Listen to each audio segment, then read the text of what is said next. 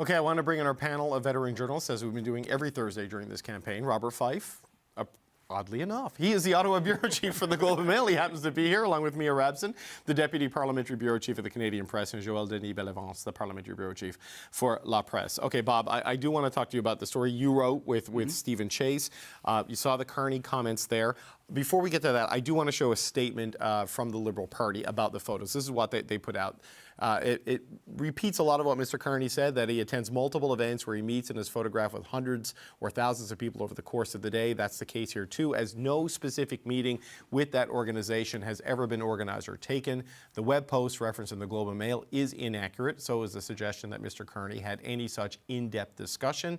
We have reached out to the organization correcting the record and asked that they remove such claims immediately. So, Bob, you're here. You're at the center of this. What's your reaction to what Carney said today in the statement from the party? Well, first of all, we never said that there was a meeting. We said that this organization met him, and according to their website, they had an in-depth discussion. That's the story, and which, by the way, that wasn't the focus of the story. The focus of the story is on the Liberal candidate in the riding that was replaced by another Liberal Etobicoke North, I think. I know it's Union Market. Markham Union. Yeah, sorry. My apologies. And this man named Peter Yen is a former deputy police chief.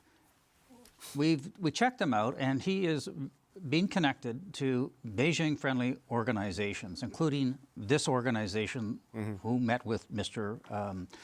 Carney. They echo and repeat the lines of the Chinese Communist Party. The other groups that Mr. Yen met with were the Chinese Freemasons, which talks about annexation of Taiwan. He's been celebrated and had many meetings with the Chinese consulate, which we now know from the public inquiry into foreign interference that the Chinese consulate is the key organizing body for all of these proxy groups that try to influence politicians. So that was the point of our story. But here's the thing I want to talk about, and I'm glad Mr. Carney raised this, because here's the reason why.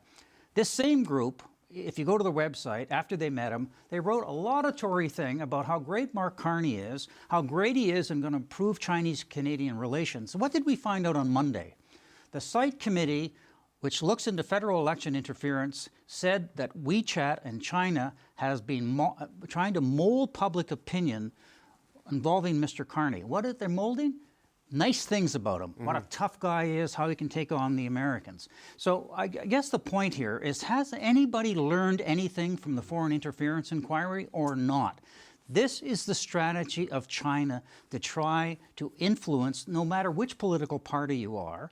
And rather than trying to attack the media, why doesn't he just say, look, we have to do a better job of dealing with these kind of organizations that are trying to influence politicians. Right. So the issue there, just to follow up with the candidate, and this is obviously a known and repeated over time association.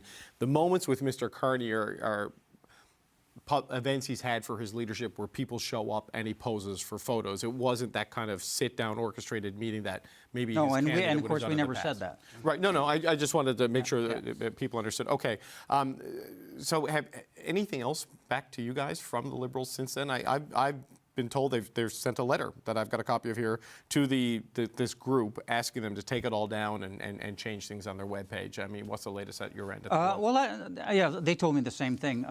A funny thing, they didn't mention asking them to take down all the laudatory stuff they said about Mark Carney, though. Okay. All right. Well, all right.